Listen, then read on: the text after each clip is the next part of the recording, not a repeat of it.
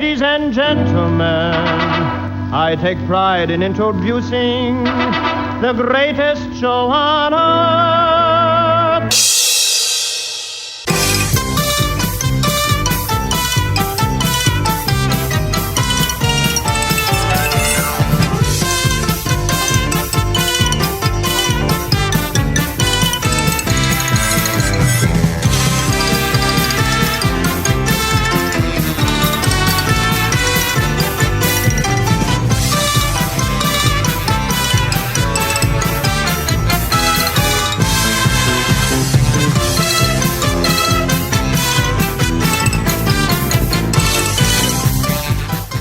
Welcome to the Uncle Floyd podcast. My name is Scott Gordon.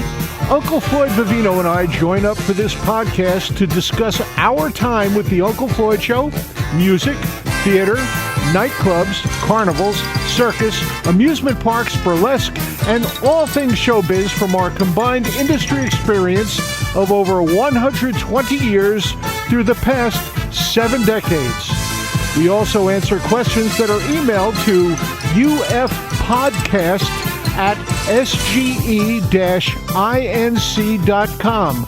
You will find that address and a link to support this podcast in the episode description. Join Uncle Floyd and me, Scott Gordon, now for this episode of the Uncle Floyd Podcast. You all set? Yes. All right, here we go. Uncle Floyd podcast number 40. So, how have they been treating you, Floyd? Good. Do you have anything you'd like to tell the people out there? Send more chips. Did you feel the earthquake we had yesterday? No, I heard about it, though. Where was it? Well, it was in Hillsdale, and I felt it in my house. My bird jumped about a foot up in the air when he heard it. I was sitting on the couch, and it felt like somebody kicked the couch. A big thump. Bird jumped up in the air, and that's the second one in less than a week. The other one was in Hasbrook Heights on Saturday. Good thing that happens in New Jersey. Guys like us, we just go, hey, something happened. And we keep going. Other places, they get upset. So you didn't notice it here at all? No. I'm here with Uncle Floyd, and we're ready to answer your questions. Got questions from the people, Floyd. From Michael Lepowski. Floyd, I know you lived in several places in New Jersey, but have you ever lived in New York or anywhere else? Yes. New York, West 76th Street. Okay, and I also know you traveled the country, and for a while you stayed down in Virginia? Yes, I did. Where was that? Danville, Virginia. And what were you doing down there? Working carnivals and circus. You were working in the circus down in Virginia? And burlesque. Who were you working with at the circus? Pollock Brothers. Pollock Brothers Circus? Were you working with Mario Manzini at the time? Yes. For the people who don't know what Mario Manzini did, you want to tell them? He was an escape artist in the style of Houdini. And you were basically his talker? We offered a $1,000 reward for anyone who could legally confine him. Did you ever have to pay it? No, because we didn't legally confine him. Got a question from Kevin Dillon. I read recently that 2025 is the 50th anniversary of Kenner introducing Hugo, the man of 1,000 faces. Who originally brought Hugo to the Uncle Floyd Show? Muggsy. And how did he become so prominent during the closing of almost every show? He just appeared. We got a lot of response from the people on Hugo. They really enjoyed him. They used to send pictures of him and everything else. This is from our good friend Dennis DeLeo. He says, this question is for both of you. We know you boys do a great Horrell and Lardy, but if you had the choice to be a member of a famous comedy team, would it be the Marx Brothers, the Three Stooges, or the Ritz Brothers? The Marx Brothers.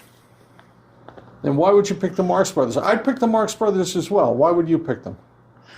They had the most variety in them. They had a great amount of variety. Each one of them played a different musical instrument. Groucho played a great guitar. I think it was a Gibson L5 is what he was using at the time. And it was he wasn't featured as much as I would have liked to see him play the guitar.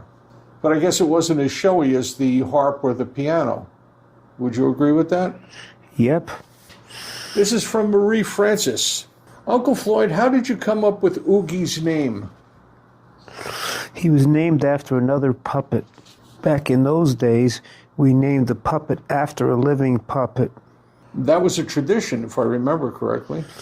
It was a showbiz tradition. When you had your kiddie show in the early 70s, what were some of the characters you had in it? I think she's asking about the Cablevision show from Fur Court. What kind of characters did you have in that show? We had you and Oogie, and who else? Mrs. Green. Mrs. Green, that was another puppet. I know you did Cowboy Charlie, although I don't think you called him Cowboy Charlie at the time.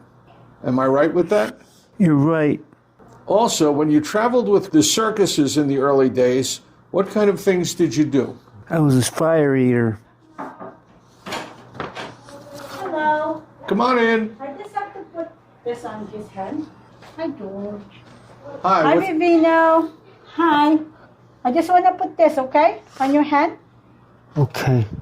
Give me 1 second. She's going to put something on your hand.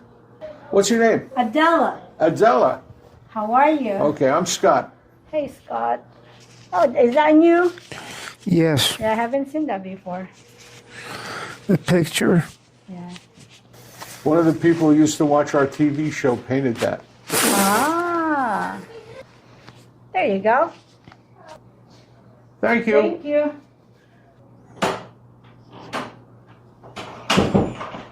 And we have from our good friend Susie Tannenbaum. Shari Lewis has been back in the news lately because her daughter did a documentary about her.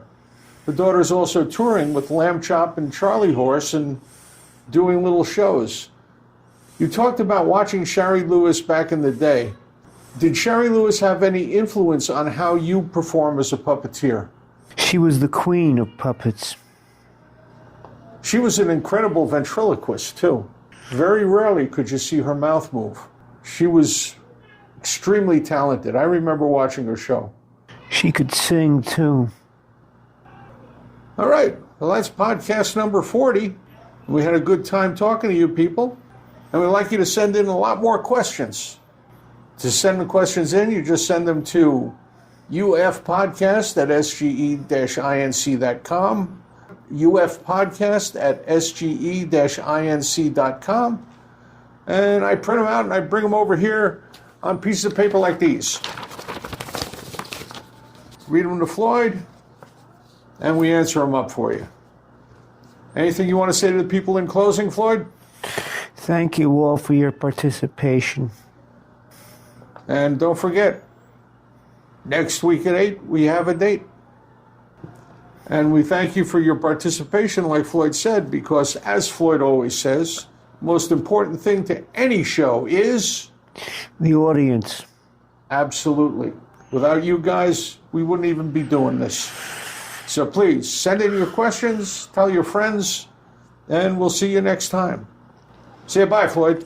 Bye, everybody.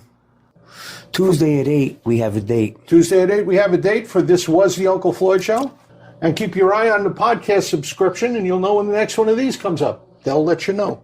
And if you want to tell your friends how to get here, just tell them to go to unclefloyd.podbean.com. That's podbean.com. And if you want to send us an email with a question, just send it to ufpodcast@sge-inc.com. And it gets right to me, and I bring it over here, read to Floyd. We answer your questions about the show or anything about show business. Any part of show business, we'll be glad to answer. Very good.